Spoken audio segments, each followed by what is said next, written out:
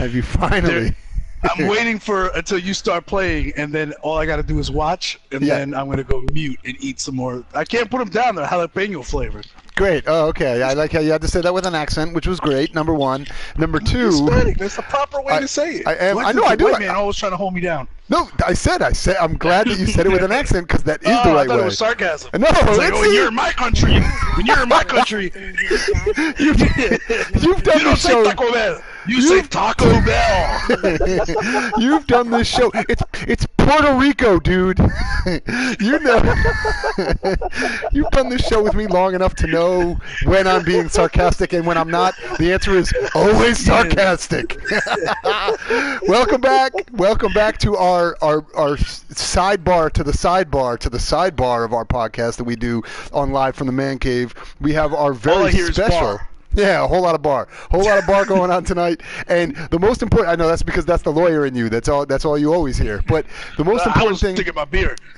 That's very important, very important. So the thing that we are doing in this today, in case you are brand new to any of this, if you're hearing this for the first time, we are doing our Ready Player 2, which is our version of a kind of Let's Play, but we play it together. So we do some games where either it's a co-op game or just a game that we can play through story-wise. And this time we are playing through Detroit Become Human.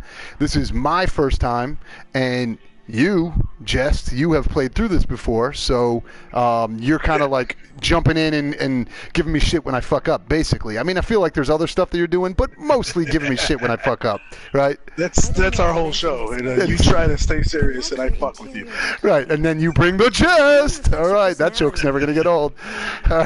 So we have already commented on the weirdness of this lady up front and how she's like super hot, yet she like clearly looks like she is very socially awkward and can't keep eye contact with you, because if you leave her for like more than 2 seconds, she starts darting around the room and like looking weirdly off to the side. Like, it's making me a little uncomfortable, which is probably why we should move into the game as quickly as possible this time. She seems like she has like trauma in her past. Yeah, right.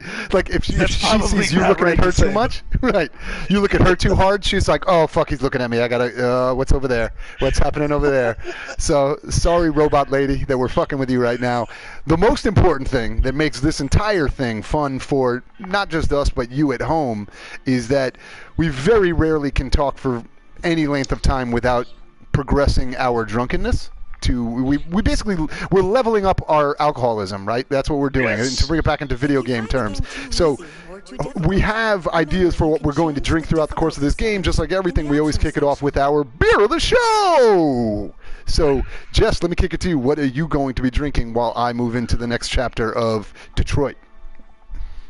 Well, for those of you who follow us in our Discord channel, and I'll post a link to the Discord channel that we have. By the way, we are on Discord. It's like a constant chat thing. So if you watch this, or if you watch, or if you listen to our regular podcast and you hear something, and you're like, "Fuck! I wish I was right there with them or on the air with them, so I could tell them like you're wrong," or like I totally agree with that, or whatever the fuck. You have your chance. We have a Discord server which you can jump in and chat directly with Serious Jest or CraigMakk or some of our other fans. There you go. I like that character. Directly with Serious Jest and CraigMakk and his fans. Wow, you're on Z Morning Zoo. Wow. Woo, slide whistle.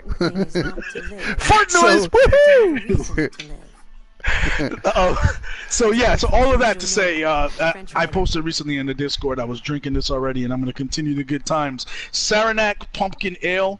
We're still living in it. I'm not letting go of the pumpkin season yet. I mean, I know Christmas is starting to approach and all that, but I'm still enjoying the Saranac Pumpkin Ale. It's 5.3% alcohol by volume. The perfect hint, here's what it says. The perfect hint of pumpkin flavor spiced right with cinnamon, allspice, clove, and ginger. You'll think you just drank fall. Wow. So I'll take another sip just to remind myself real quick. I don't really need the reminding, but I just want to take another sip right now. Yeah. It's got the nice so I like this one. This is a good solid pumpkin beer. It's probably on the ones I like, one of the ones I like more. than the other ones. Like I think my favorite is probably Pumpkin. I really like Chairman of the Gourd by New Jersey Brewing Company, which we recently reviewed on our podcast. This isn't as good as those to me, and a lot of it probably due to the fact that it's only 5.3% alcohol by volume, but it's very sessionable, and it's solid. I recommend it. What are you drinking? So, as you know, I am a huge Christmas fan. It is already Christmas in the man cave, and you know when it's Christmas in the man cave, it's fucking Christmas in the man cave. So we kick it off. Santa hat. We do kick it off that way. But like you, I am also not ready yet to give up the whole Thanksgiving thing, the fall, the wonder that we have had, and we've talked about it in the Discord channel already. One of my favorite beers for this time of year is actually one that I have on tap in the man cave right now. I am drinking just one of your favorite beers as well. We have shared it together, a little bit of Southern Tier Warlock. So yes, I'm also I love that beer too. Also having a pumpkin beer as well, but this one is actually my favorite personal pumpkin beer, specifically because of the fact that I really love pumpkin ales, but there is a point where they start to, at some degree, like they can start to get a little bit much, because the pumpkin mixed with the ale is, when it's light like that, it can kind of start to taste like a pumpkin pie, after time. And whereas the Warlock the thing I love about it is it's different enough because it's a pumpkin stout.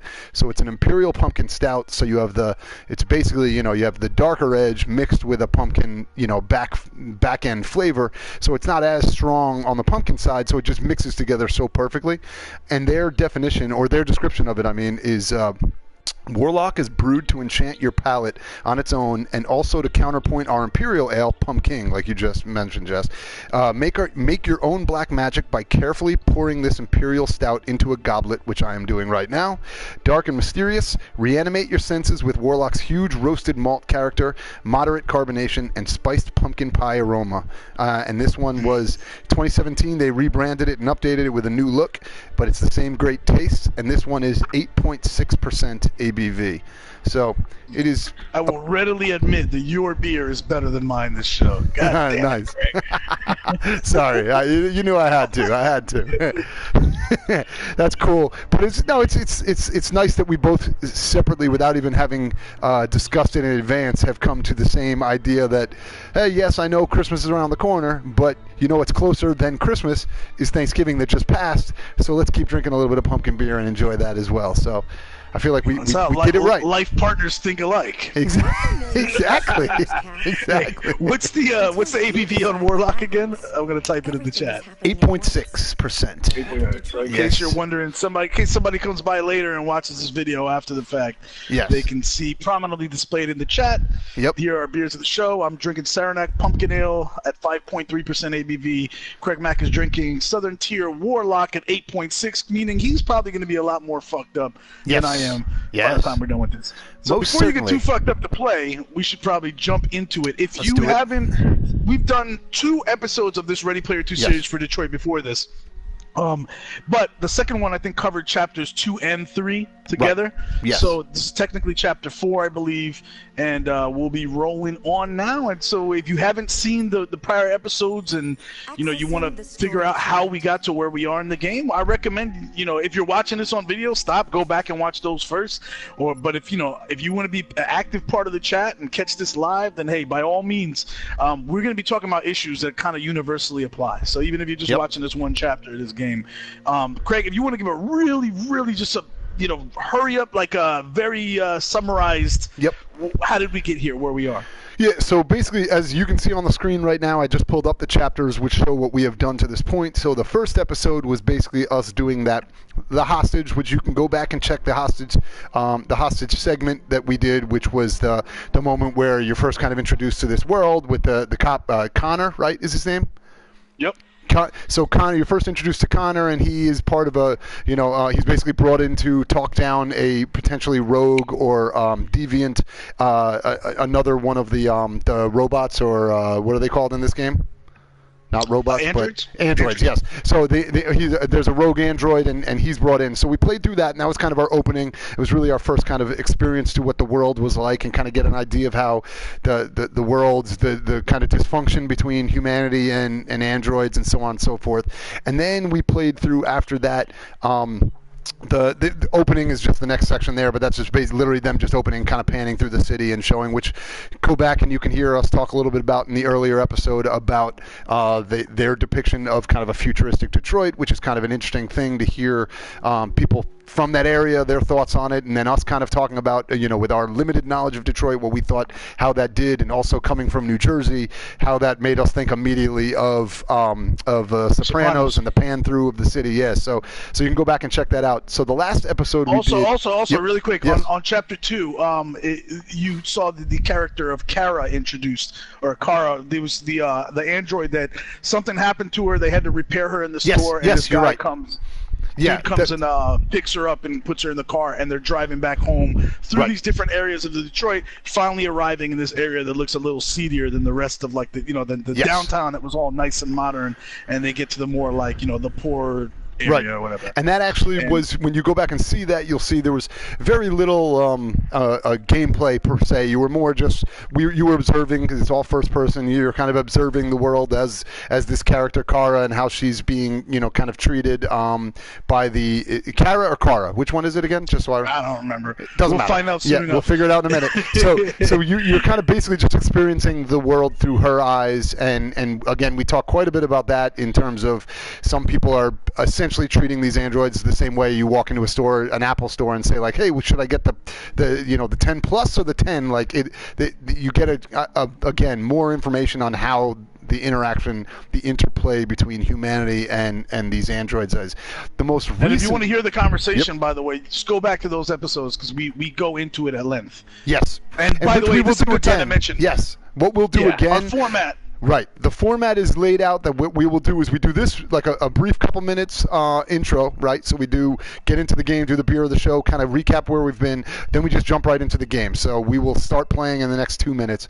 You'll see us play through this next chapter, and then the goal after that, we kind of wrap it up. We come back to that, a similar version of this chapter screen that kind of shows the decisions that we made, and maybe the decisions that I didn't make, the choices that I could have made, things like that. And then we essentially recap, so it's not just like a book report of here's what I just did and here's why I did it. But we do touch on some of those things, but then we also dig a little bit deeper into like, how did this make you feel? What did this make you think of?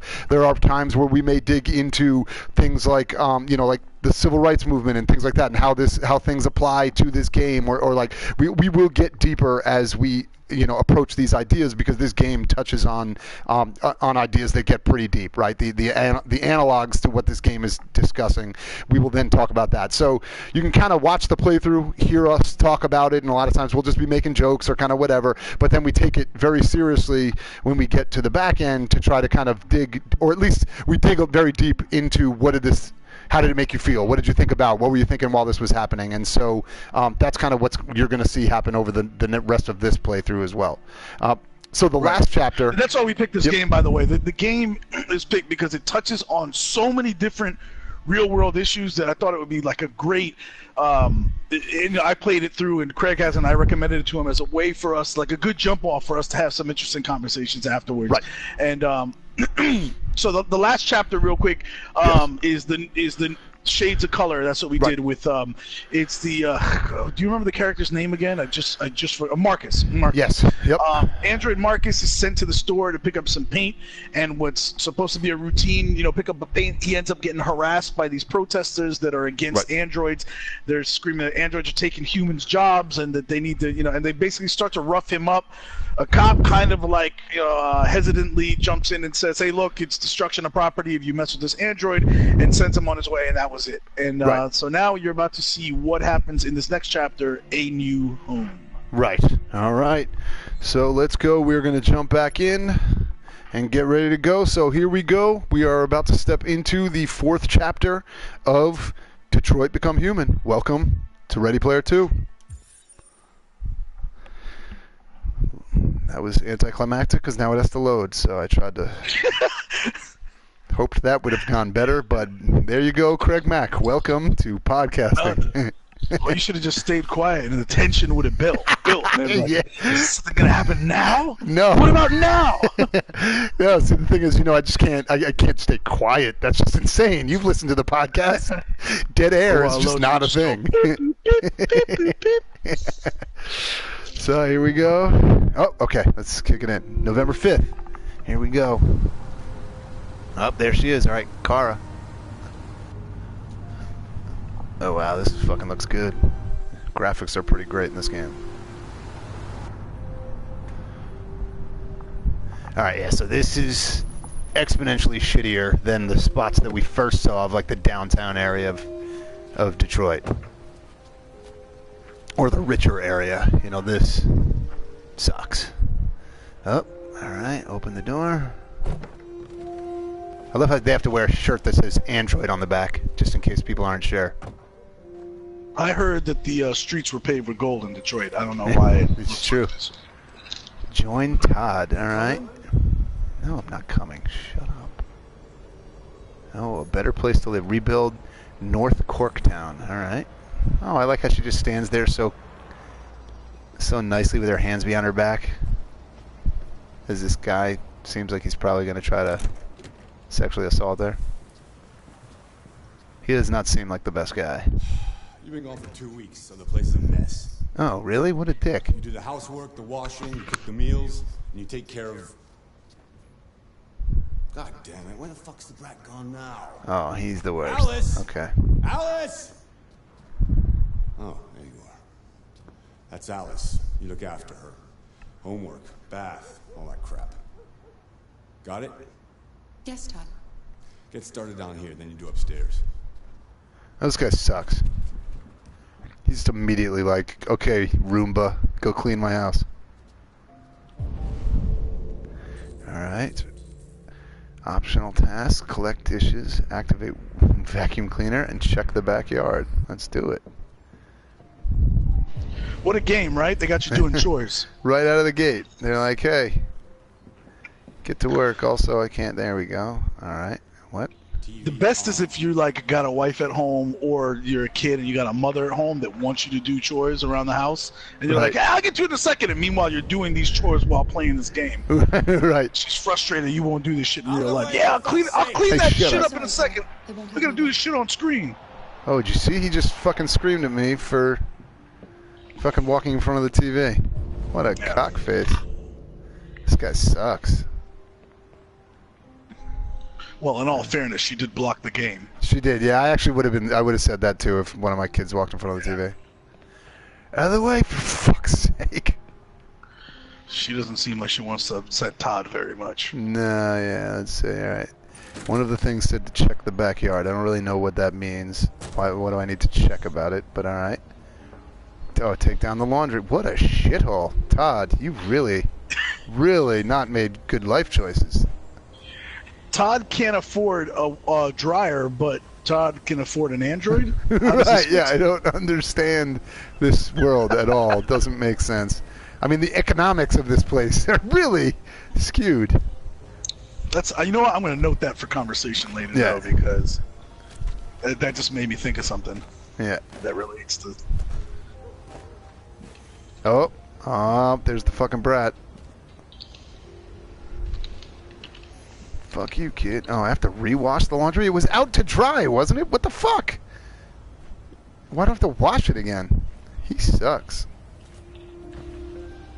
Well, you weren't around to he take just it down properly. So he just left it there? He's like, whoa, it's been hanging there for 2 weeks. This guy's dumb. It's really an idiot.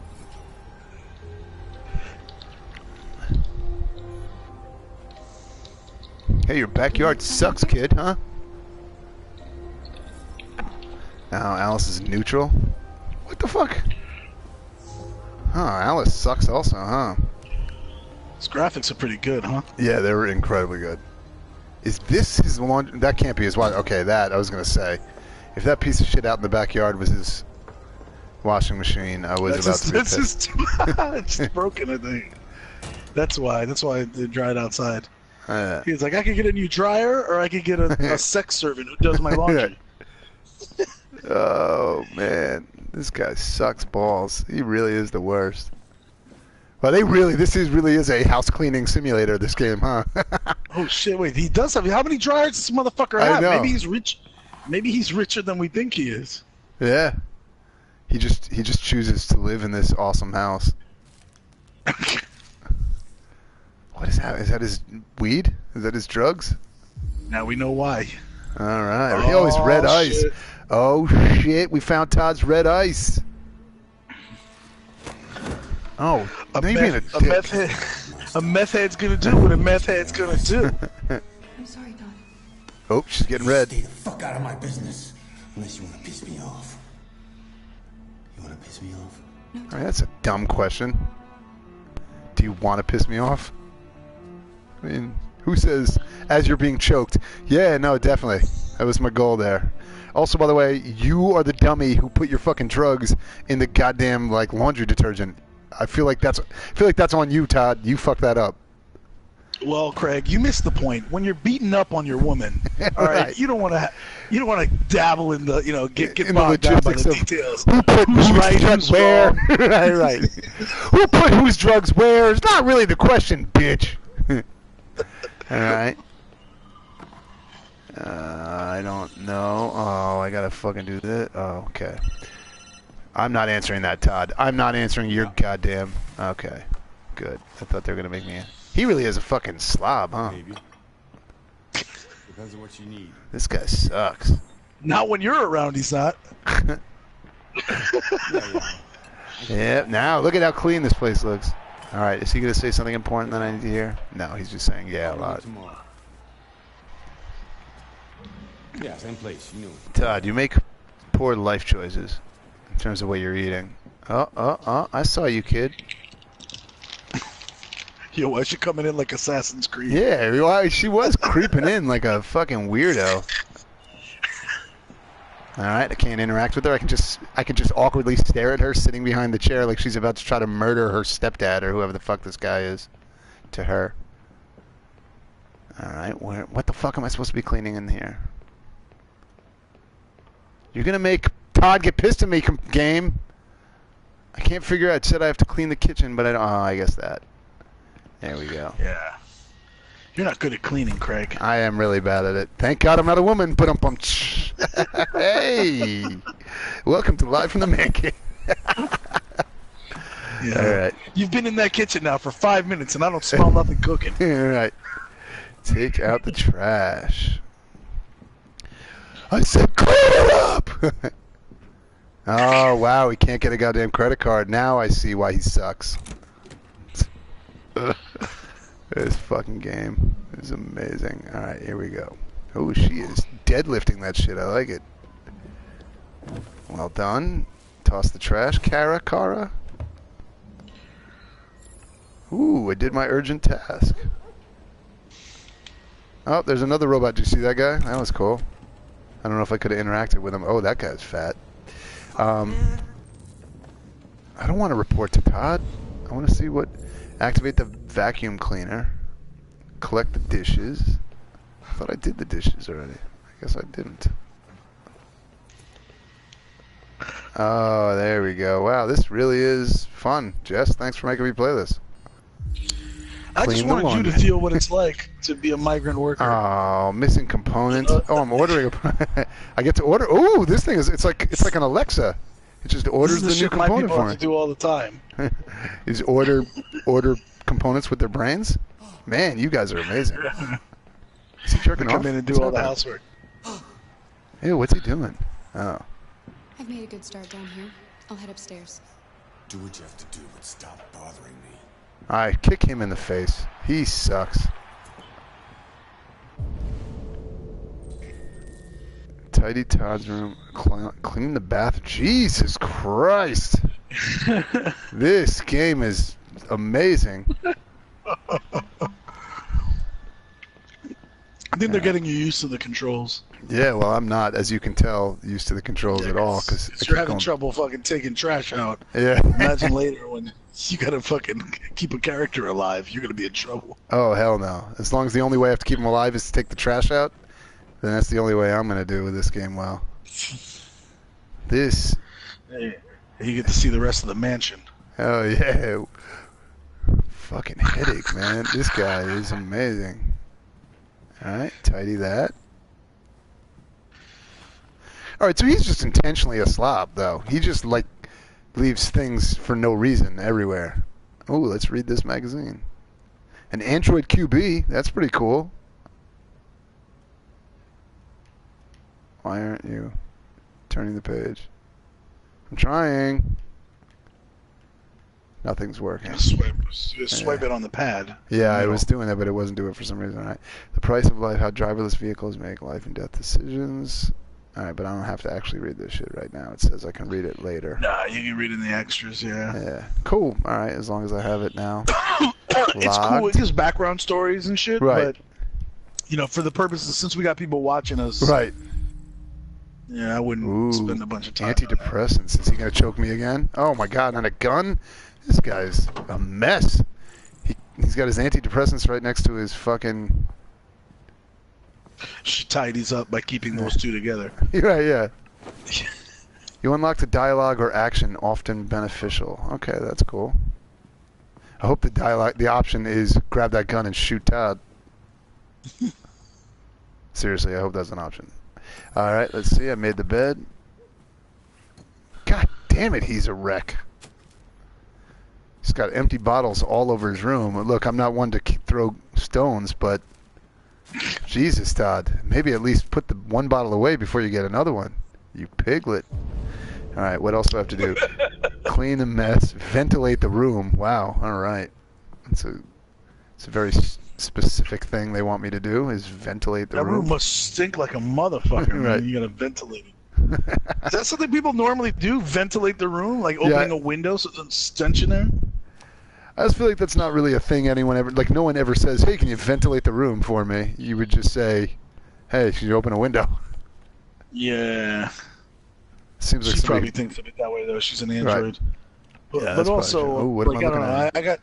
I've been lucky enough to have central AC in the last few places I've lived, so it's been a while since. Your place is constantly being ventilated by technology, so you don't have to worry about it. Here we go, ventilating. I don't get the feeling this house has a central AC. Yeah, it doesn't seem to be at that level yet. All right, let's turn on his TV. That's a shitty ass house. It's like you punch through a wall. Yeah. Oh.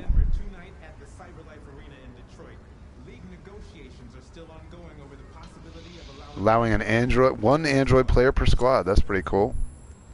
I do like how she just turns the TV on with her like fucking attachment in her brain. Yeah. She just like blinks her eyes and.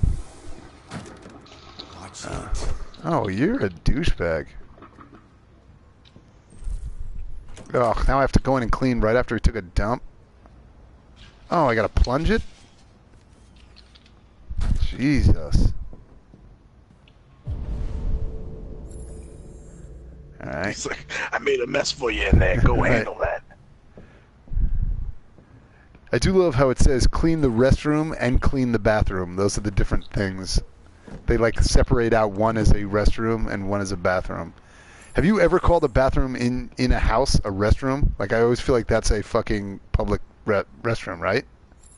Maybe. I mean, usually if I'm at somebody else's house. You would say, hey, can I use the restroom?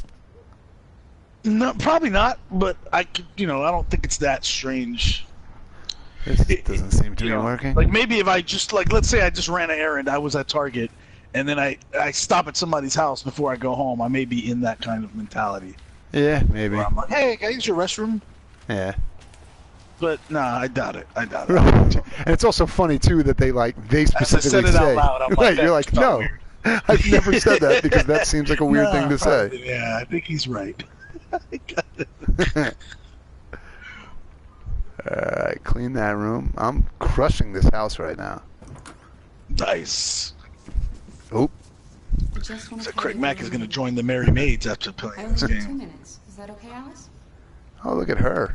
She's got a cool little fucking Alice like- in Wonderland. It's like Like a fort. refugee camp. yeah. Of course. I like how I was trying to say fort, and you're like her refugee camp. I'm like, all right, She poor looks like Alice.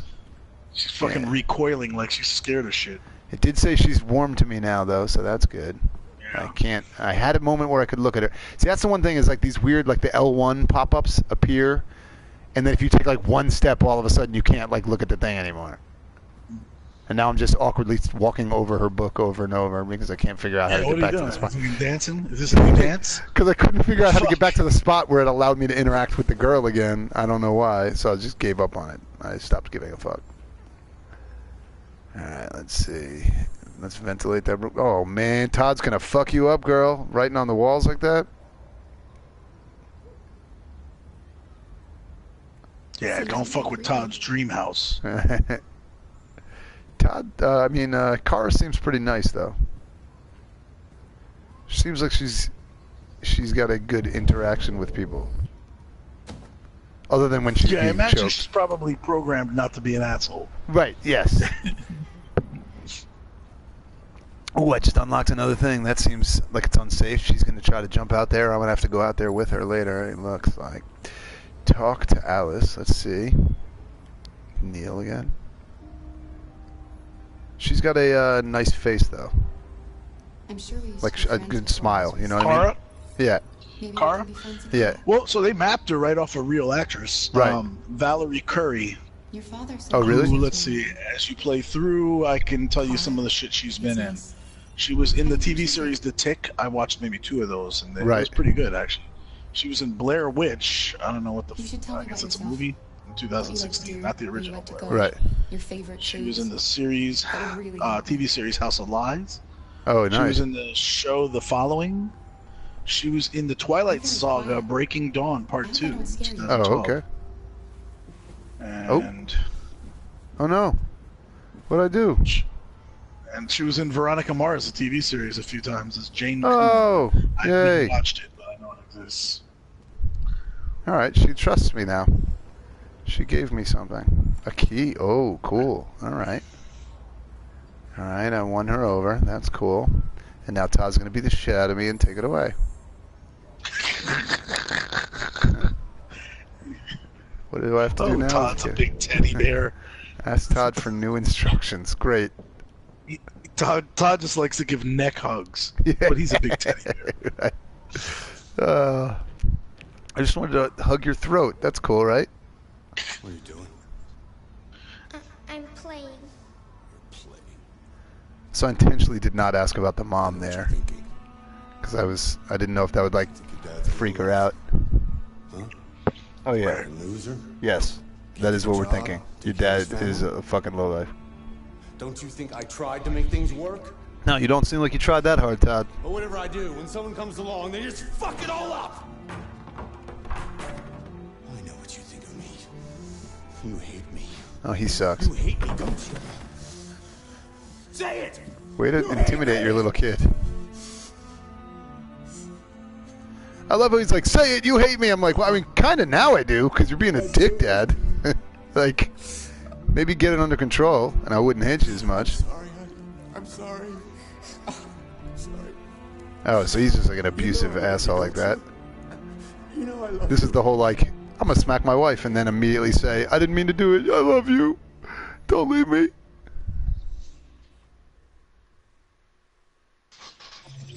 All right. We did it. Damn, I picked up a lot of shit that time around.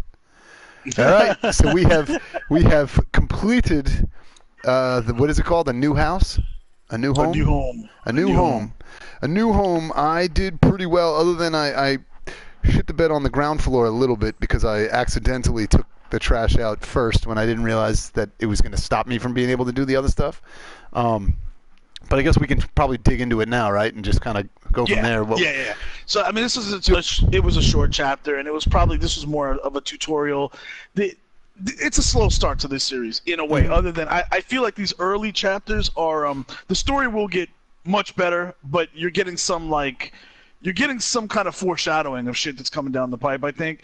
Right. And there's a lot of like getting you used to the controls and a focus on like graphics and shit like that. So at this part in the game, this is just interesting because you're like, oh fuck, I'm doing some boring shit, but it's interesting to me because I have to like figure out, okay, you got to do this with the control to make it work or some shit like that. So they're taking mundane shit. And I don't know, did you feel like it was a little interesting to you because you actually had to move around controls and shit to do things around the house, like take out the trash? So that is very reminiscent of, or it takes me back to like Fahrenheit, the game, the Indigo Prophecy game, which was like the first big one that David Cage had that was kind of within this vein of like you had to act out everything. So if you wanted to wash your hands, like you had to do the thing with the controller to make it look like you're so it's a way to make relatively mundane activities, like cleaning a house, become more like engaging, right? Because you have to actually do some of the activities, or at least to a degree you are acting out some of the stuff. So I don't actually hate that. I actually think that's one of the things I enjoy more about his games, or I like the fact that he's able to make you feel a little bit more engaged in what's happening by making you feel like you are. Because of course you're taking the actions instead of just hitting like hit X to take out the trash, right? Like then it would be what's the point? Why even do this, right? And the moment you have to like start actually doing it, it does kind of add a little bit. I mean, I'm not gonna lie, I felt a little bit of stress, like, oh fuck, like I'm sure Todd's getting pissed off that I can't fucking get the trash out. So like by having you have to do that stuff, it adds. There was I'm sorry, there was background music. I don't know if you noticed it. Yeah, I definitely noticed it. Just like later on, or there's like little background music that started to like creep in, and there was like tension of him kind of yelling at you and shit like that. So yeah, I didn't even think about that. It's like, yeah, you're doing these mundane tasks to which somebody just watching this game looking for action be like, oh great, I just watched a chapter about her fucking picking up laundry and shit like that. But for the person that's playing it, as you're learning the game and shit like that, it's the fear of the unknown that was definitely striking that. Right. And back to your point too, which this game does well so far, at least from a gameplay perspective, is they have been layering things on top of, like, chapters upon chapters have been layering things.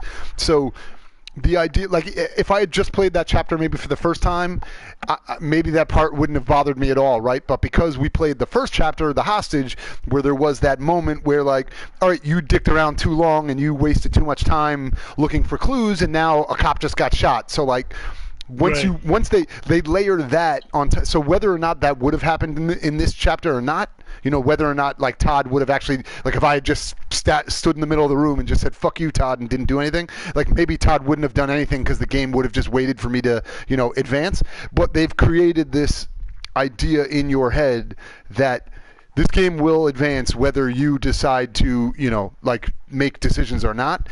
So that put an extra layer of pressure on me while I was walking through, and I'm like, fuck, I can't just get her to walk over there and pick up that thing. Normally you'd just be like, who cares? Because I know the game's not going to move till I hit the next gate that sets the next cutscene to happen. But in this game, you don't have that luxury because they've already shown you the rules of this world are, hey, that might not always be the case. There might be times where shit will just happen. So it's a cool way to create tension when you are, to your point, where you are essentially just like, obviously, yes, you're like a robot, but it does create the fact that she's like a younger woman and he's yelling at you and he does grab you and throw you up against the wall. It creates a lot of that, like, awkward kind of abusive husband tension. So you get that tension when you're playing through it as like, I don't want to fuck this up because if I fuck something up and he's just going to lose his mind, right, and he's just going to go crazy, like they whether it's truthfully or if it's a false sense of tension, either way, I definitely felt like I wanted to, like, I better keep fucking doing the things that he needs me to do because I want to, I want this to go well for Kara. I don't want her to get fucking beaten up. So it's pretty cool. Like, he does a good job of creating that early so that you never really know when is it going to come back into play again? When is the time just going to say, all right, you wasted too much time. Now Todd's going to come in and fucking kick you in the, in the ovaries or something. Like, you don't know. It could happen at any point in time. So it's pretty cool. All right. So really quickly, going through, as you're seeing, I'm looking at the, how you have the chapter mapped out and the choices you made. So the first one, those two you missed, you technically did get them, but you just didn't want to waste, like, people that were watching's time. Right. On mine, they're showing it's just what those two, the unlocked ones or the locked ones are just read the article Android Power and read Right. Connecting the Dots, which were both in the magazine that you picked up. Right. So I think for next time, if you just want to get them marked Swipe off through on it. your chart, Yeah, just swipe through it real fast. Yeah. They're usually only 2 pages each article, so you can swipe up and down on the pages and you're done. If you want to see the article, I can show you how to do that right now. Okay. Because they actually have 2 subjects that I want to talk about. You know, since we breezed through the actual gameplay pretty quickly, right. we could talk about and kind of explore. They're worth it. So click out of this screen, hit the circle, back out, and go out to extras. Oh wait, no. The only thing is, so I can't circle out of this. If I would have to hit continue to go on, then it'll move on to the next chapter. I don't know if that's just going to start the next chapter for us now. Okay, well then I'll tell you what the article says. Yeah, just give me the overview because I saw that the one was about the self-driving car, and the other one was about the football player. Correct? Or is it something different? Close. So the Connecting the Dots article we'll talk about really quickly. Yep. The Connecting the Dots is about what's called the subtube, right? Which is like a subway that goes from Manhattan to downtown LA in under 2 hours, less than half the 5-hour flight time. The top speed of 1,800 miles an hour is made possible through the tube travels through a depressurized chamber, providing a near frictionless environment for magnetized motors. So it's like the Hyperloop. Yeah, this is like the Hyperloop that we actually talk about on one of our like this in real life. Right. Yep. That we talked about in episode 27. And again, check out our podcast if you haven't. It's on iTunes. I'll put it's titled Live from the Man Cave. I'll put exactly what it looks like in our comment section here. That's the title of the podcast, and you can find it directly. You can find it on iTunes or any podcast app, Live for the Man Cave, and we talk about this on episode 27, which is the latest one we've been putting out. We split it up into parts. In any case, so this is a fascinating subject because basically it allows somebody to say, you can work in LA. Right, and actually in the article they say they see a chance to keep the NYC salary while enjoying an LA lifestyle.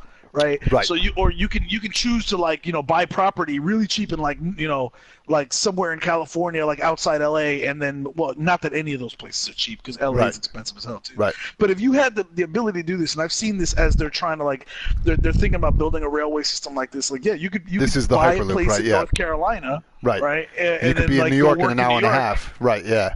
Yeah. Right. Which would mean the cost of living for you. And that if you for people who don't know, if you're not from the area, right, that is roughly equivalent to somebody living in South Jersey and commuting up to New York City, and that's still not cheap, right? It's like people do it because it is cheaper than living in New York, but it's still definitely not cheap. Cheap as fuck compared to New York, but that's what I mean. But North now Carolina's another class of cheap. Right. So imagine now you could do that from North Carolina and have a mansion, and then commute, and it takes you an hour to get into New York City. That would literally change the dynamics of the entire country. I mean, once that happens, that economically changes the dynamics because now places that are considered to have lower cost of living have access to higher cost of living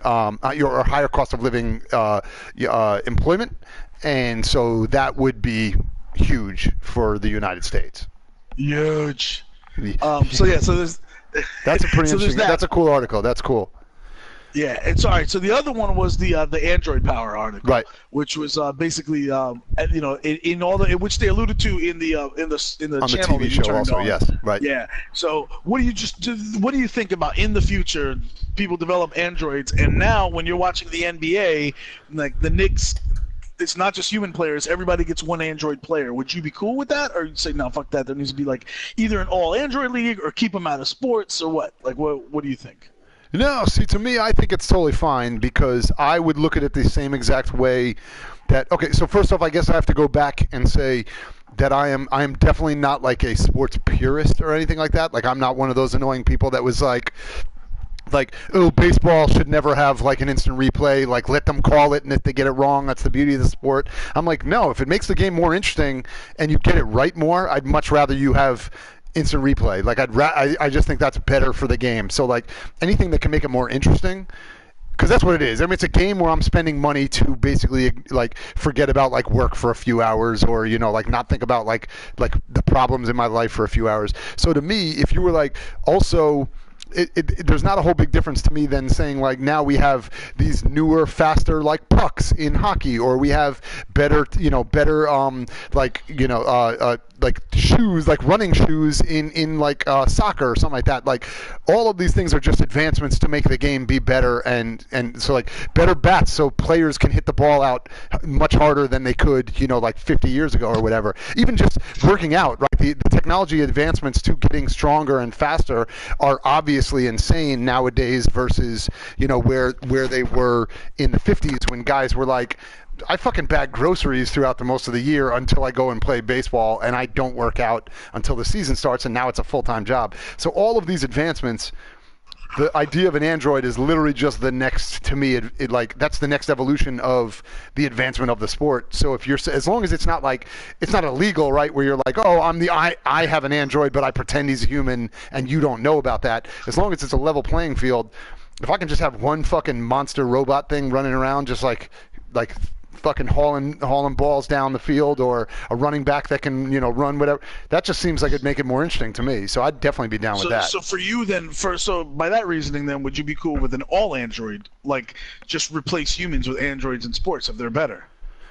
Theoretically, yes.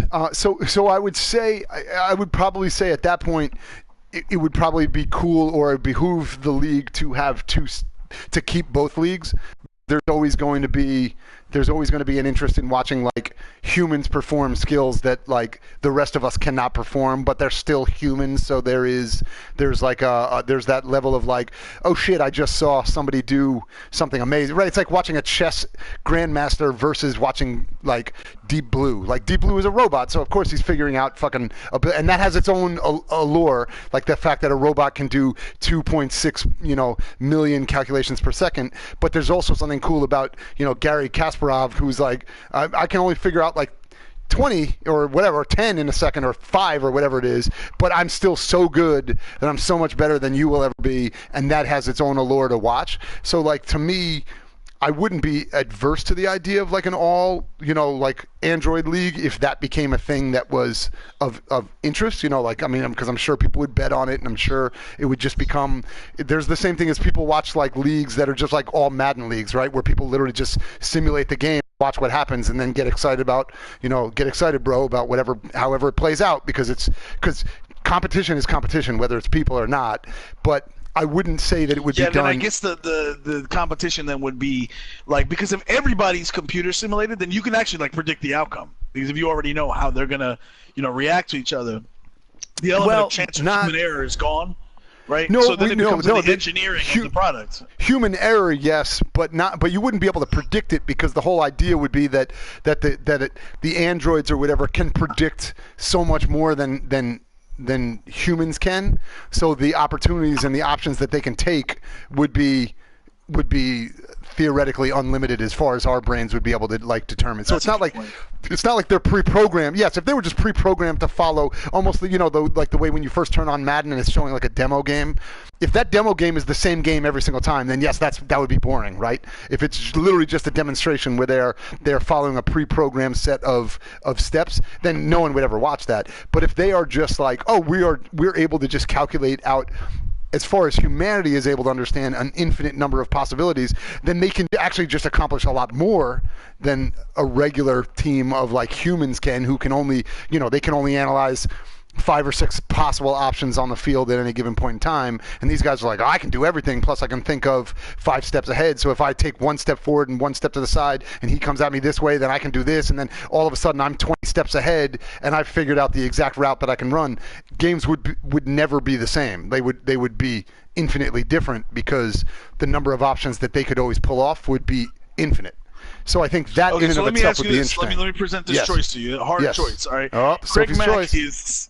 Yeah, CraigMakk is given the ultimate decision for the fate of sports for humankind. All right, and let's just use basketball right now as an example. Okay, right. You can decide that the NBA right now stays all human. You can allow them to introduce 1 android per team.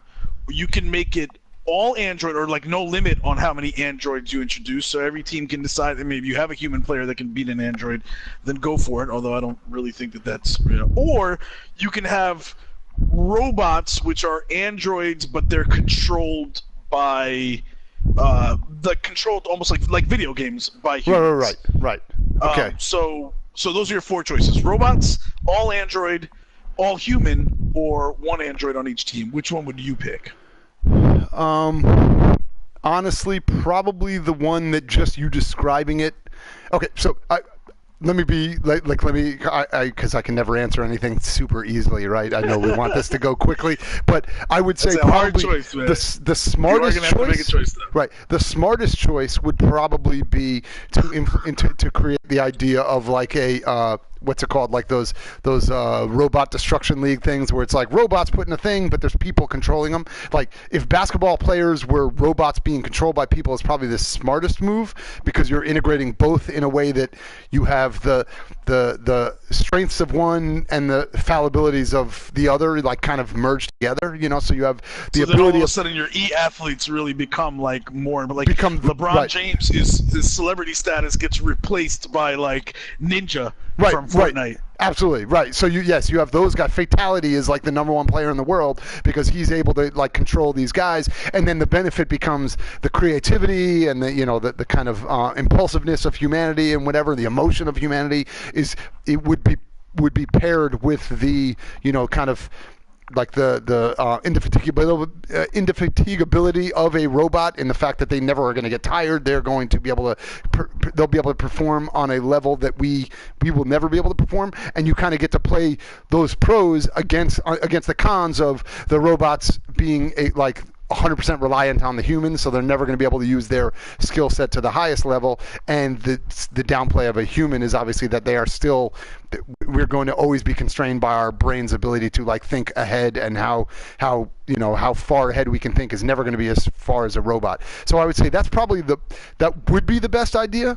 But from a purely CraigMakk, like what sounds the most interesting to me would definitely be to do the team of all humans with 1 android, because I would love the idea. It's why everyone in the world was so blown away, to go back to my earlier example of Kasparov going up against Deep Blue. Like the world was fucking transfixed by this idea of a chess grandmaster going up against an IBM like controlled robot, and the fact that like Deep Blue came in and beat him, and then he came back and beat Deep Blue. Like I think he won the next like 4 out of 5 games or whatever to end up winning the series like of 6 games.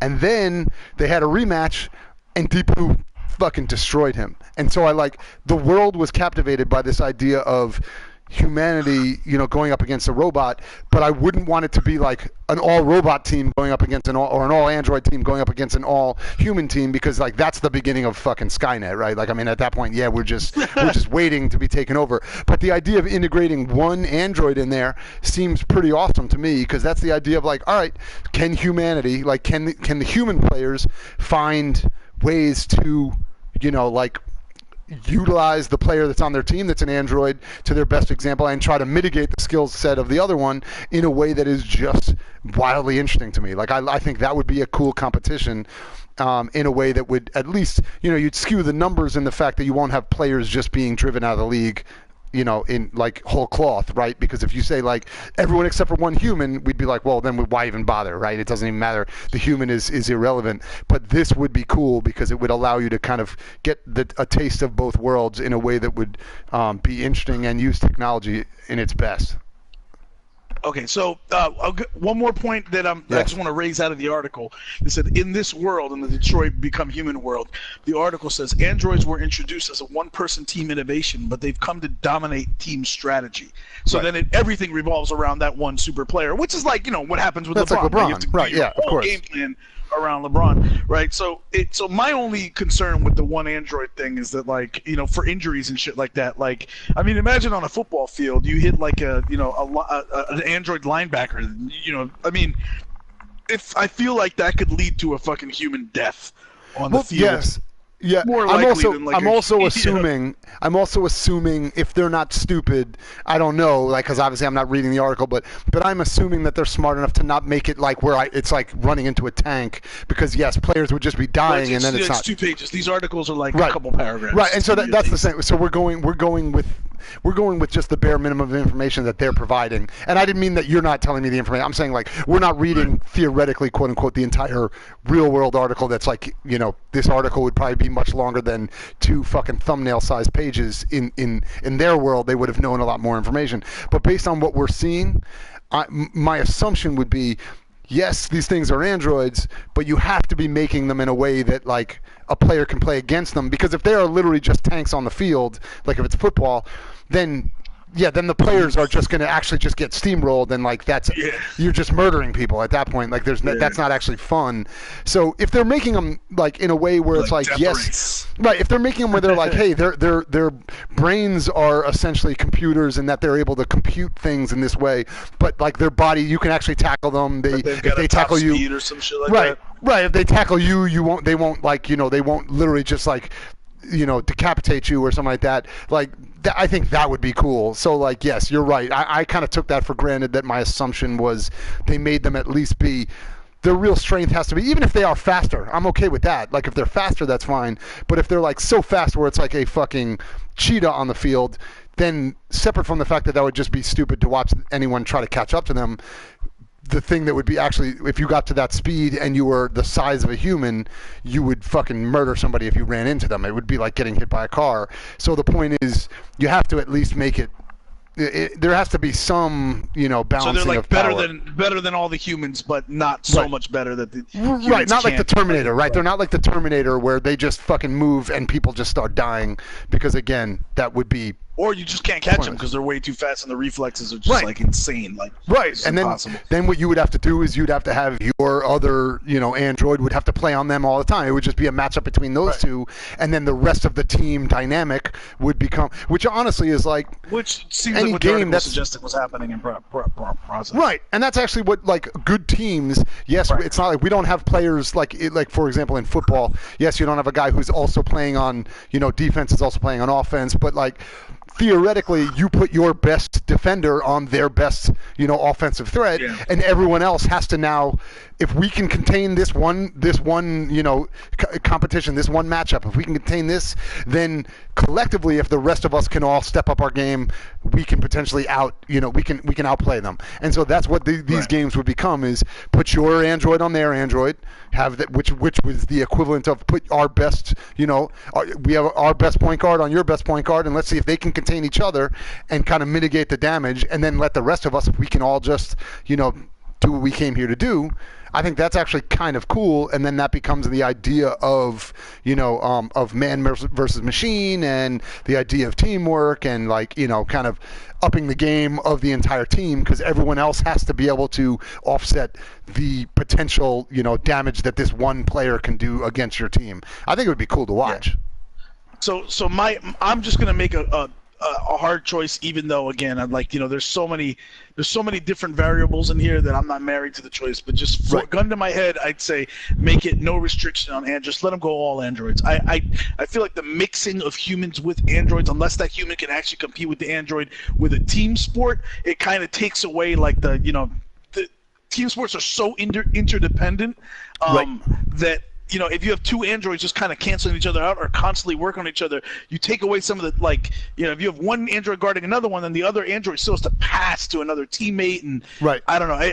So I'd say just no restriction. And especially in this world where we're kind of examining whether these androids are actually alive or not.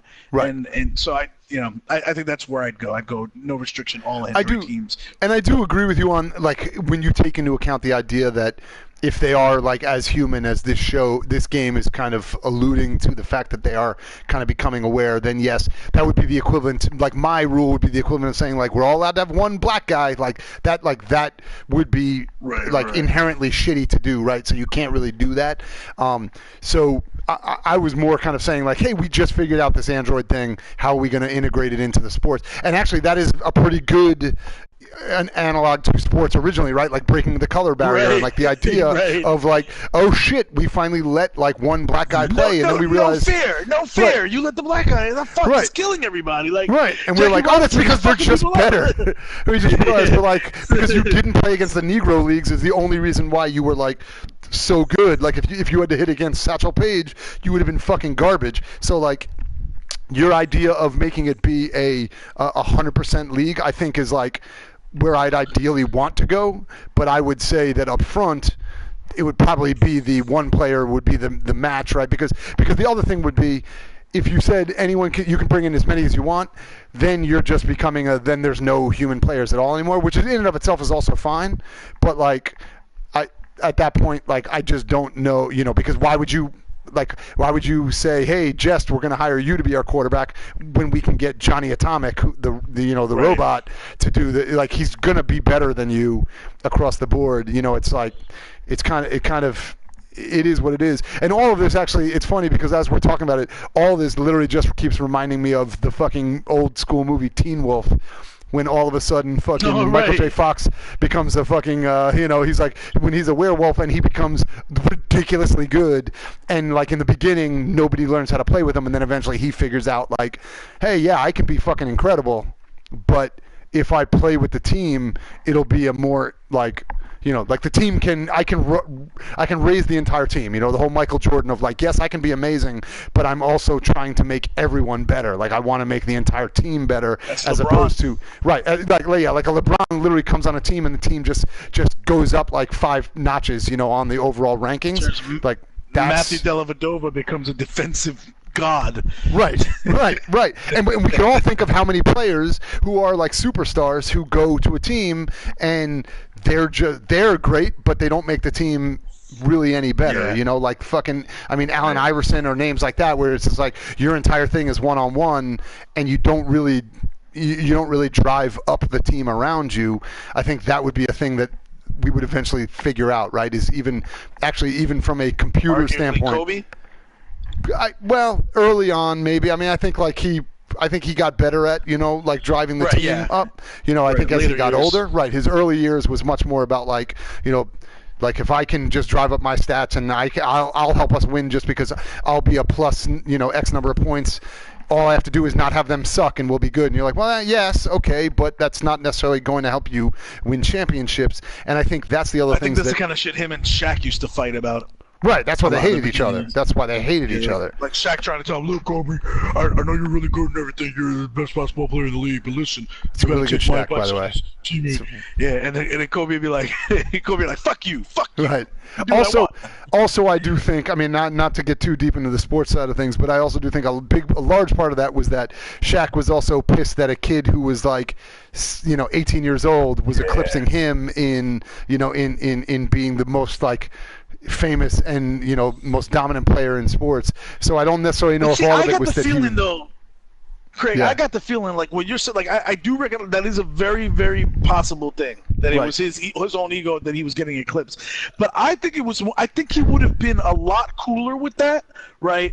If the kid was at least listening. Not a douchebag. Shaq went over there thinking like, this is like the new Jordan. Like this kid could be amazing and better than me, and I'm cool with that if I could be a part of it, And then this kid was like, yeah, I'm not really trying to listen to you, old man. Your time is over. I'm gonna do things my way. Fuck you. Right. I think it was a mix. I think it was a mix of both. Like I think it made it significantly worse that Kobe, at least in Shaq's mind, that Kobe was being a dick. But I definitely think there was an element in all of that Shaq went from being the fucking monster to being the Scottie Pippen, right? And he was not happy. I don't think that was a great thing for any player. That's hard for any player to go through. And then I think specifically when you add into it that the primary player is also kind of being a cocky fuck about it, and you're like, dude, I've been doing this for a while. Maybe I know what the fuck I'm talking about. That doesn't help the situation. So like, but the reason we bring all this up, right, is because I think also a lot of that shit, and this is actually a perfect segue in this, a lot of that shit is because of the emotion of humanity, right? Human beings are inherently emotional. They're going to make decisions that are emotional. They're going to make decisions that are like, hey, maybe this isn't best for the team, but like, fuck you, I should still be fucking great. You know, like, why can't fucking Brett Favre retire for 15 years? Because I should be still fucking great. Like, I shouldn't be bad anymore. And so, like, you have players make decisions that necessarily aren't ideally for, whether for the team or even a lot of times for themselves, because emotion comes into play. And so to see androids come in who can theoretically process outside of that emotion, or at least mitigate their, you know, I mean, this game is obviously proving to us that emotion becomes part of their, you know, their understanding as well, but at least they are able to mitigate a lot of that in ways that clearly we are not, right? So I think that would be interesting to see them make decisions where they're like, yes, I can obviously run down the field and dominate every single time, but like, is that, if there's another player on their team that can also do that, like, does that mean I'm just gonna lose, you know, like, I'm gonna lose 74-71 every game? Like, that sucks. So like, maybe I start integrating working with my team better, because I'm able to like look at it more, you know, like from a passively emotional standpoint, where I don't focus just on myself and my stats and my numbers and me looking good and getting a great deal, and I'm able to say, I've actually calculated the odds, and it actually works out pretty better for me if I work with these guys. And I think that's kind of interesting, right? Because that's the biggest failure of us, is that we are very often unable to separate the emotion from the, you know, the fact. Right. Hey man, we can talk about this subject all day. I do love that this game, like, it gives us so many. I mean, we've talked about everything from, like, you know, social issues to, like, now sports and all these things. So let's move on a little bit here. What's under the clean first floor section? Right underneath the word floor, there's I can't make it out what it says on your Disturb Todd. So I walked in front of the TV, and I walked in front of. Yeah. So I didn't do that. I didn't unlock that. And there was something else that we both did. I don't know what we both did that we both didn't unlock. You failed to wash the dishes. I did. That's what that other unlock thing, that thing that you didn't unlock up there was. So you're not as good at doing Hispanic type chores as I am. I wasn't. So I was bummed because I did. South American and me, I did all of the chores. I picked them up. I picked them up, and then I couldn't like get her to, like, she did the, like, you know, the weird, like, picks it up and then puts it back down, because I guess I didn't like complete the, you know, whatever the thing you're supposed to do with the controller. You know, you're probably supposed to do a half circle up. So you did what CraigMakk does in real life. Well, I pick them up and I'm like, fuck it. Once you wash the dishes and you pick it up, you're like, oh, I don't really know how to do this. There's like food stuck. I tried. I tried. You let it go. Everyone saw this, right? They were in my hands. Somebody take a selfie of me with this plate in my hand, so at least I can say I tried. Yeah, I basically, yes, that is what I did in this game. So, all right. So moving along, because we're past the hour mark now. Yes. Let's. We made it all the way upstairs. If you want to scroll over. But did you also you found the red ice as well? Yes. Yeah. Okay. He yelled at me and gave me the little throat hug that he loves. So so the enraging of Todd has to happen, right? There's no. It's not like if you do it the right way, he won't get pissed off. Okay. Yeah. I just wanted to make sure. It looks like it. And let me ask you this. So actually, this is a question I wrote down for you. Are you so? I remember.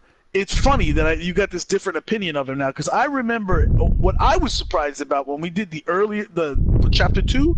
You actually were like, your description, your first impression of him wasn't that he was a dirtbag. You were just like, oh, I don't know, this guy seems happy to see her again. You know what I mean? Yes, and absolutely. It's funny because, like, when I first played through the game, I immediately thought this guy looks like he looks like, you know, if we were back in Times Square with the Peep Show's time, he would be in there every day, you know, fucking making eye contact and jizzing on the glass. Like he looks like a fucking perv. Like there's like he's like the reason she's probably broken is because of him. Like those were the immediate thoughts that I thought. Right. You seem to have like, seems like a pretty decent guy. Like so and it's then funny. Your opinion obviously changing. Were you shocked like how he turned out?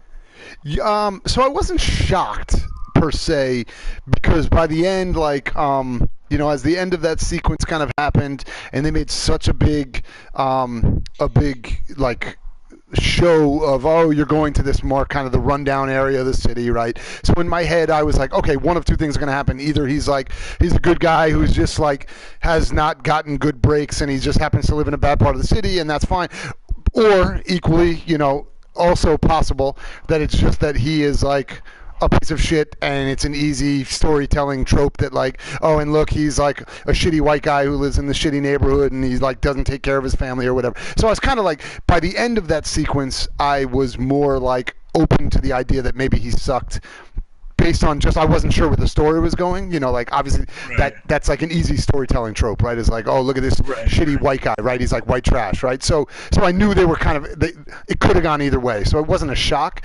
It was more that the first time we saw him. By the way, shout out to Dodicus, but if Dodd was in the chat right now, you'd be saying, see, that's why David Cage is a shitty storyteller, because he did the predictable thing. Absolutely. No, and I mean, that is actually part of my point, was that I was like, because that is such a trope, I started this chapter already being like, I wasn't even 50-50 anymore. I was more like, it's probably going to be because, you know, like he's probably not good enough. Let's put it this way. He's probably not a good enough storyteller to make this be like this, like really well thought out, like, hey, this guy who's just really down on his luck because he's like a couple of bad choices that have happened, or his wife died and now all of a sudden he's trying to get out, but he can't. Like, I don't think David Cage is necessarily that good. I think he's So hold on, let me bring that up. Let me stop you right there, because you said something. See, that was what I was a question I originally had planned for you, and then I think I already know your answer because of the way you reacted when it happened. But there was a hint to that, right? There was when he stopped, he was yelling at the little girl, and then he stopped and he started, you know, basically like kind of sobbing to himself and saying like, I'm really sorry, or what, or you know, like I don't mean it, or you know, and then I think there's a hint that you kind of like there's more to him than maybe just some abusive. Oh, absolutely, absolutely. But again, I think but you didn't seem to have any kind of empathy for that. You were like, "Fuck." No, because again, he's obviously like I said, that is very much the epitome of like, I just punch my wife and then I immediately say like, oh, I'm sorry, you know, I love you. Like, so that I don't have pity for that. Like, I'm not just like, well, I know life has been rough, so I can understand why you punch your wife. Look, I get it. Like, people punch their wives, that shit happens. But I'm saying we're not going to give you like, we're not going to say that doing that and then apologizing for it is like an okay thing where now I give you pity for. And so it's to me, honestly, I don't know if this is like a controversial thing or not, but like, I'm going to go on a limb and say it right now. It is less pitiable for me if you do that shit to a kid. Like, it's bad when you do it to your spouse, male or female. Like, honestly, I'll go on a limb and say, if you're a woman and you beat the shit out of your husband and then say, I'm sorry, I really love you, that sucks too. If either gender does it to their kid, you're a really shitty person. And I'm also saying that, like, understanding, look, people get pissed at their kids all the time. Like, it's happened. It will happen. It will continue to happen for the rest of the world. Kids will annoy their fucking parents. But like, that was fucking great. He was picking up chairs and throwing them and fucking like, tell me you hate me, tell me. And I'm like, what the fuck? What? Like, she's fucking 5, dude. Red crystal meth or whatever probably can help you. And like, and then he immediately switched off, which was almost like, if we want to get too deep into like, Dodd would love this part, but like the storytelling on that part wasn't great, because I was like, he went from like holding her in the air and is about to literally like sudden infant shake her to death syndrome, and then he was like, I'm sorry, and I was like, all right, that's not how anybody's emotions work. Like, you don't go from, oh, fucking, I love you. Like, I was like, all right, this is just like, I get it, because you're not great at like nuance, and that's okay. Like, we don't have to like. I disagree. My parents treated me like that all the time. Really? They would just straight choke slam you and then be like, but I love you, Jess. I'm sorry, I feel bad about that.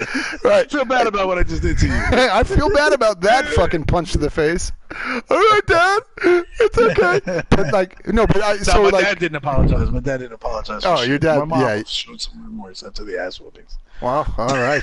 I'm gonna collect my. Yeah, the show got dark. I'm gonna collect my hourly rate at the end of this conversation, and we'll call it a day, Jess.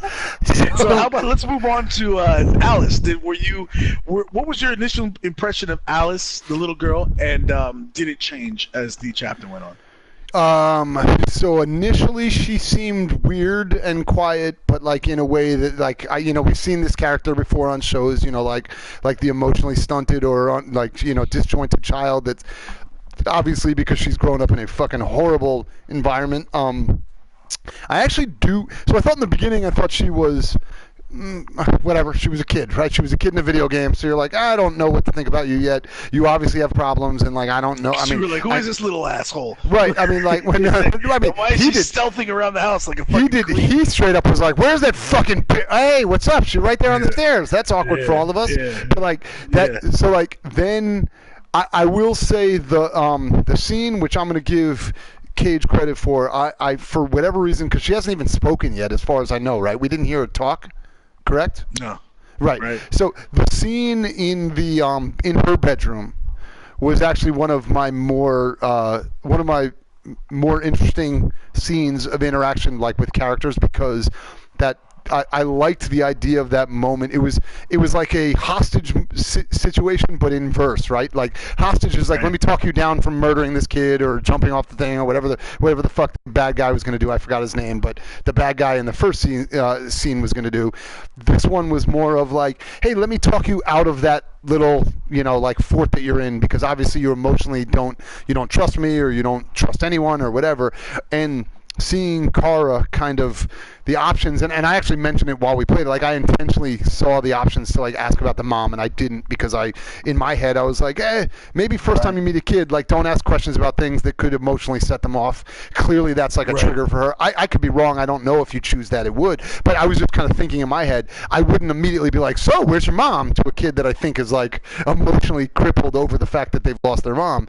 So I just tried to be like, so what do you like to do, and like what do you read? Oh, you're reading this book. That's cool. It's like I was trying to engage, and I thought that was actually really well done, because you could see the girl, kind of slowly, obviously separate from the fact that as a video game it's cool to see, but like from a storytelling standpoint it's kind of weird to have the like, now she's neutral, now she's warm, now she trusts you. Like I get it, I get why they do it, because it's like it helps you realize like success when you're nailing it. It's probably not as good as had they kind of, if they just told the story better in a way where like it came across through storytelling beats, as opposed to them having to have like a counter appear on the screen. But I still enjoyed the idea of like, hey, I'm saying things that are connecting with this kid, and the kid's also responding more. And then that moment, like when she ran over and gave me the key and everything, I was like, you know what? That wasn't terrible. Like that was pretty well done in a moment of like, this character who I'm playing as, I'm just trying to connect with these people that now own me, and obviously this kid who is, going through some shit, and to watch the girl go from like fuck off robot to like, hey, I kind of like, I feel like you're at least here to help, or at least you're here because you care about me and not because you have to be. I thought that was kind of a well done moment, and I felt bad for that girl a lot more by the end, as I realized what a fucking scumbag her dad is, and the fact that she clearly obviously does not have her mom anymore to kind of be whatever the buffer maybe she was a scumbag too, who knows, but the assumption is probably she died as a martyr, right? She probably, something horrible happened to her, and the dad went off the deep end, and that's why he's such a fucking asshole now. So I thought that was cool. Nice. All right, so moving along, we've gone upstairs now at this point. You're on the second floor. Yep. And by the way, I didn't find those pills, so you unlocked that side. I didn't unlock that at all. Nice. So I don't know, what does that say over there in the yellow?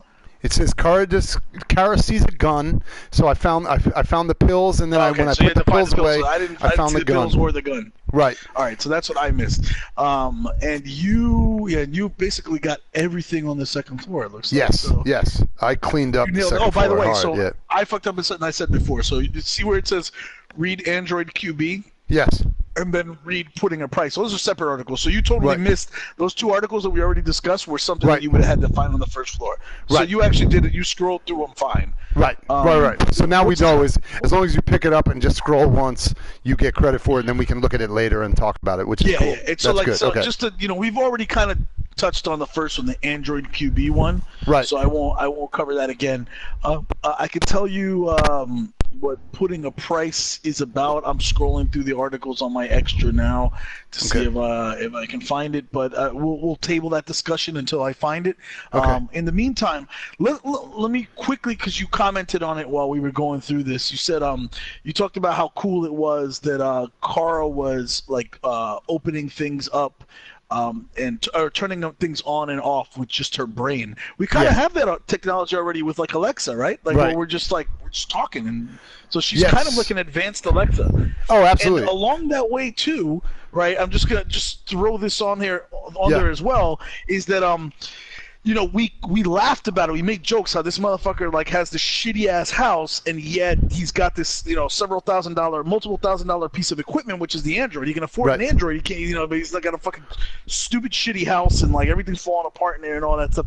And you know, it just really takes me back to what you said in that, you know, in the opening scene of chapter 2 when Kara's in the fucking like what looks like an Apple store, right? Right. But this is real life now. Like there is an invention that's become so central to everyday life, which is like the fucking cell phone, right? Right. You live in your cell phone, and so that is such a central part that it's no longer like back in like the 80s. If you had a car phone and you lived in a shitty house, people were like, "What the fuck are you doing?" Right?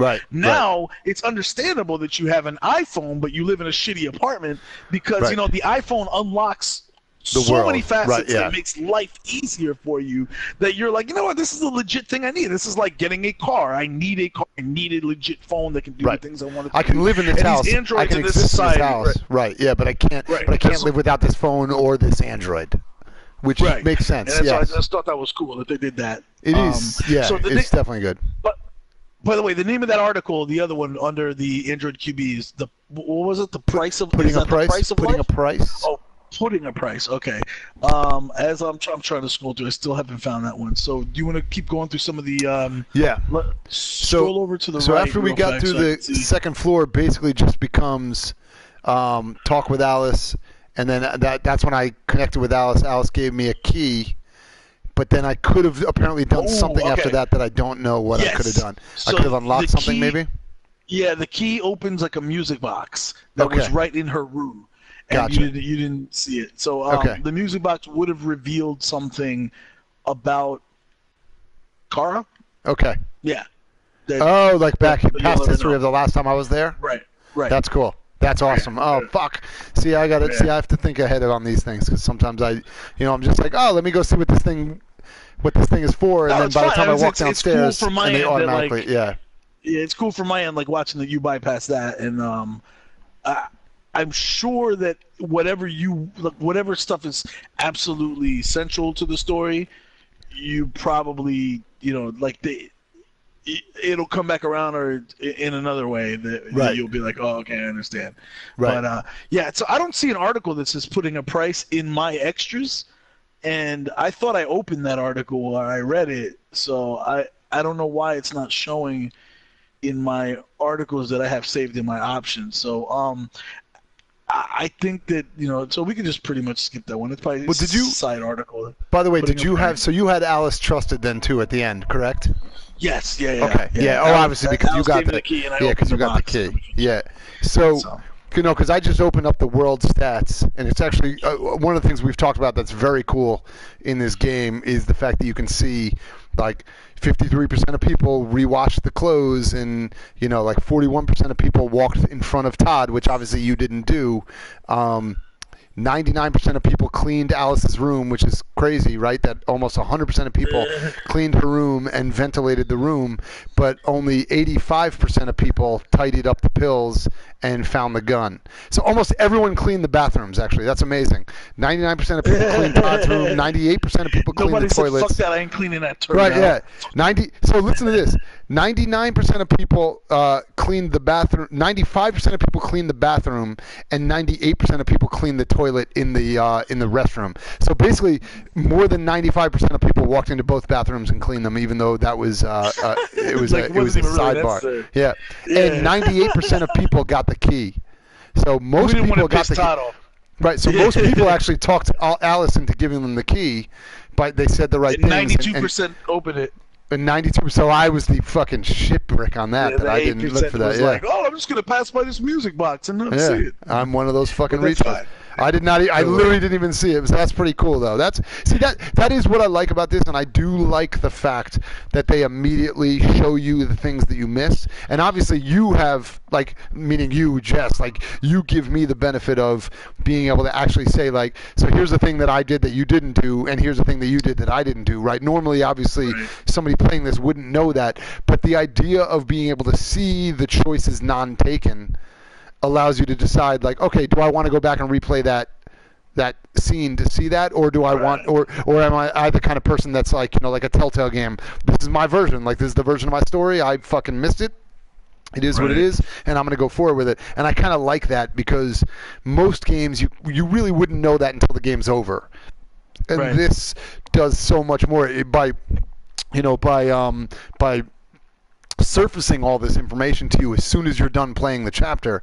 You get to really get a good understanding of all the kind of butterfly effects that are taking place throughout the game, and it's that part is the coolest part to me. Right. So I think we pretty much wrapped up everything we talked. This was about 15 minutes of playing and about an hour of talking. Yes, but as hopefully, it always is. Everybody, this is why I love this. Like, I like this game not just for the gameplay. For our show, I just really love the various array of different subjects that it hits that enable us to have conversations like this. So hopefully, if you guys are watching this, you got something out of it as well. The next chapter is going to be called The Painter. And it's going to focus around Marcus. So just giving you guys a preview of that. Oh, I get it, because he got the paint. Now he's the painter. I understand. Got it. So that'll go back to Marcus, who's played by Jesse Williams, who's a pretty famous actor. Yes. From, what was he, General Hospital or whatever that he was big from? Yeah, I think so. No. It was like one of those. Grey's Anatomy. Yeah, okay, there you go. They're all the same to me. Yeah. They're all hospitals that are basically just fucking daytime soap operas. So. Oh shit! I just looked at his IMDb page. It looks like this motherfucker is going to be in what looks like a remake of Jacob's Ladder. I love the original movie. Yeah, I don't know how I feel about the fact that they're remaking that movie. I don't think it needs to be remade. It was so good. You're right. They could fuck it up and then be like annoying. So. Well, we'll see. Anyway, we'll see. Probably watch it. We'll see. We'll probably watch it and talk shit about it on an episode. Yeah, thank you so much for listening to Ready Player 2, a subset of Live from the Man Cave. Definitely go check us out on our Discord channel. That is probably the thing we're trying to pub that the most right now, because that is the place where we can hear from you directly and you can talk to us directly. So instead of it being a one-way channel, it can be two ways. So we're pretty excited about that. So check us out on Discord. You can go both ways like CraigMakk. But I'm pumped. There we go. All right. Hey, there's no shame in that. Hey, there you go. Hey, look, man, it's 2018. Do what you got to do. Also, check out our webpage, livemancave.com. Yes.